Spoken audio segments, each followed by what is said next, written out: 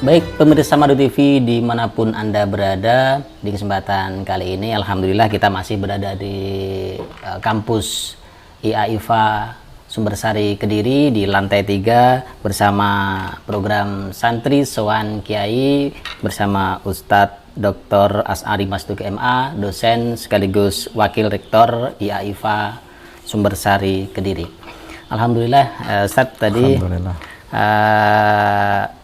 setelah banyak sekali yang penjenengan paparkan terkait dengan syarat-syarat diterimanya amal soleh, apalagi momentum di bulan Ramadan ini sangat cocok sekali apabila kita memperbanyak amal-amal soleh. Namun amal soleh yang seperti apa? Nah ini amal soleh yang seperti apa yang istilahnya diterima oleh Allah SWT. Nah ini berkaitan dengan yang penjenengan sampaikan tadi bahwasanya yang pertama adalah iman, ya. Kita harus punya iman terlebih dahulu. Nah, berkaitan dengan masalah iman ini, banyak perkataan orang ini. Yang pertama adalah iman kepada Allah SWT, ya. Iman kepada Allah SWT yang mengimani bahwa Allah ada tanpa tempat. Namun sebagian orang justru banyak ungkapan-ungkapan yang sekiranya bagaimana, kurang tepat atau seperti apa, bahwa mengatakan terserah yang di atas. Nah ini atas ini menisbatkan arah ini menunjukkan arah dan tempat. Tentunya dia sendiri bermaksud ya atas itu ya Allah, atau mungkin mereka beranggapan di atas segala-galanya, ya karena seperti itu, atau mungkin kadang ya apa jadi sengecat lombok lah, karena seperti itu. Terus seperti Ustaz. Iya, terima kasih, pertanyaan yang bagus. Jadi memang permasalahan akidah tadi sudah kita sampaikan bahwa akidah harus benar untuk amal soleh itu diterima. Akidah kita harus, keimanan kita, akidah sama dengan keimanan itu harus sesuai dengan yang diyakini oleh Rasulullah dan para sahabatnya. Dalam hal ini tadi sudah kita nyatakan bahwa Allah Subhanahu wa Ta'ala itu tidak serupa dengan makhluknya. Nah, itulah salah satu keimanan yang benar, karena memang dalam Al-Quran itu sudah ditegaskan. Dalam Quran surat Asy-Syura ayat 11, Allah Subhanahu wa Ta'ala berfirman, laisa kamitslihi syai'. Tidak ada sesuatu pun yang menyerupai Allah, baik dari satu segi maupun semua segi. Dan Allah juga nggak menyerupai sesuatu pun dari makhluknya, dari satu segi maupun semua segi. Jika makhluk semuanya bertempat, saya ini makhluk, saya bertempat, Anda juga makhluk, juga bertempat, gedung ini juga makhluk, dia bertempat, udara makhluk, dia bertempat, cahaya dia makhluk, bertempat. Segala sesuatu selain Allah itu pasti berada pada tempat tertentu. Sementara Allah nggak serupa dengan makhluk, maka Allah ada tanpa tempat. Selain bahwa makhluk ini, tempat ini semuanya adalah makhluk ciptaan Allah. Artinya dia ada setelah sebelumnya nggak ada. Sementara Allah ada sebelum terciptanya tempat itu tanpa tempat. Sehingga setelah tempat ini tercipta, Allah yang menciptakannya, Allah nggak berubah, Allah tetap ada seperti semula, ada tanpa tempat. Karena berubah adalah sifat makhluk. Karena sesuatu yang berubah itu membutuhkan kepada yang merubahnya. Sehingga Misbahut Tauhid Sayyidina Ali bin Abi Thalib radhiyallahu anhu mengatakan, kana Allahu wala makan wa huwal ana ala ma alaihi kan. Pada azal Allah itu ada dan tidak ada tempat, tidak ada langit, tidak ada bumi, tidak ada arsy. Tanpa bumi, tanpa arsy, tanpa langit. Wa huwal an, dan sekarang setelah terciptanya tempat, setelah ada langit, bumi, arsy, maka Allah alama alaihi kan. Allah tetap seperti semula, ada tanpa tempat. Ini siapa yang mengatakannya? Sayyidina Ali karramallahu wajhah, menantu Rasulullah, khalifah yang keempat, a'lamus sahabah, sahabat yang paling alim, yang paling luas ilmunya. Beliau menyatakan bahwa Allah Subhanahu wa Ta'ala itu ada tanpa tempat. Mbah Hasyim Asy'ari, pendiri NU juga, beliau dalam salah satu kitabnya yang berjudul At-Tanbihat Al-Wajibat, di muqaddimah beliau mengatakan bahwa Allah itu ada tanpa tempat. Allah itu munazzahun anil makan, disucikan dari tempat. Nah, Karena itu ini adalah akidah yang harus kita pegangi. Ini akidah Rasulullah, akidah para sahabat, akidah para aulia. Harus kita pegangi dan nggak boleh kita kemudian meyakini keyakinan-keyakinan yang bertentangan dengan ini. Berkaitan yang tadi ditanyakan, sebagian orang ketika dia mengatakan terserah yang di atas. Perkataan seperti ini adalah perkataan yang mengandung kemungkinan-kemungkinan, sehingga kita tidak langsung bisa memvonis dia bahwa dia telah kufur atau telah rusak imannya. Tidak seperti itu. Karena jika seseorang itu mengatakan terserah yang di atas, maksudnya dia meyakini dalam hatinya Allah itu berada di atas, di langit, di atas arsy, maka ini imannya rusak. Karena dia telah menserupakan Allah dengan makhluknya.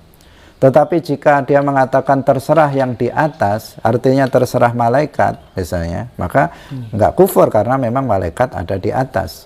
Atau dia terserah di atas, artinya ya terserah Pak Jokowi lah yang ada di atas sana, terserah bupati atau terkadang kan orang awam juga mengatakan begitu. Gimana kamu, bagaimana? Terserah yang di atas sajalah, ngikut aja kita. Kalau yang dia maksud itu adalah terserah pemerintah, terserah pimpinan, ya nggak ada masalah, nggak ada masalah. Artinya di saat seseorang mengatakan terserah yang di atas, jika yang dia maksud Allah itu berada betul-betul tempatnya berada di atas, maka yang di sini yang membahayakan akidah dia. Sekarang memang ada kelompok-kelompok seperti misalnya Wahabi, pengikut Muhammad bin Abdul Wahab, itu yang meyakini keyakinan tasbih. Mereka mengatakan Allah itu seperti manusia, bentuknya besar, ukurannya besar, duduk di atas arsy. Nah, ini keyakinan yang wal'iyadzubillah sangat buruk sekali, keyakinan yang tidak ada bedanya dengan keyakinan Yahudi. Orang-orang Yahudi juga meyakini Allah bersemayam di atas arsy. Ini orang Wahabi juga meyakini keyakinan yang sama. Lalu apa bedanya Yahudi dengan Islam? Jika seperti itu akidahnya, kita mengatakan orang Islam itu mentauhidkan Allah, mensucikan Allah dari menyerupai makhluk, tidak menyerupakannya dengan makhluk. Sementara orang Yahudi, mereka menyerupakannya dengan makhluk. Seperti itu. Jadi kita harus pegang kuat akidah bahwasanya Allah ada tanpa keraguan akan adanya dan dia tidak serupa dengan makhluknya. Laisa kamitslihi syai' wa lam yakul lahu kufuwan ahad. Seperti itu. Ya. Jadi sesuai dengan keyakinan masing-masing ya, ketika kita mengucapkan hal seperti itu, atau ada sebagian, atau justru kita hindarilah aja kata seperti itu. Sebaiknya kita hindari. Kalau kita sebaiknya menghindarinya. Kenapa? Karena itu akan menimbulkan sangkaan orang. Apalagi kita misalnya sebagai seorang guru, seorang dosen, seorang mubaligh, seorang kiai, maka kata-kata yang bisa menimbulkan asumsi atau menimbulkan sangkaan yang bisa merusak akidah umat harus kita hindari. Sebagai tokoh, seseorang harus berhati-hati dalam mengucapkan sebuah kata-kata agar itu tidak ditiru kemudian dipahami dengan berbeda dengan apa yang dimaksud oleh sang tokoh itu. Kadang tokohnya dia mengatakan seperti itu maksudnya A, tetapi kemudian yang mendengar menyangka maksudnya adalah B. Karena itu harus dihindari hal-hal perkataan-perkataan yang bisa menimbulkan kontroversi di masyarakat. Kemudian lagi Ustaz, berkaitan dengan keimanan ini, kadang iman yang saya Ustaz, kadang kita di jalan pun iman kita bisa luntur. Ketika di masjid atau di musola iman kita tebal. Nah, ini seperti apa Ustaz? Mungkin ada kiat-kiat atau itu bukan yang dimaksud yang bisa luntur, itu bukan aslul iman ya. Kalau aslul iman itu tidak bertambah dan tidak berkurang. Yang bertambah berkurang dikatakan iman itu yazid wa yanqus, bertambah dan berkurang, itu adalah dari sisi amal yang menyempurnakan iman.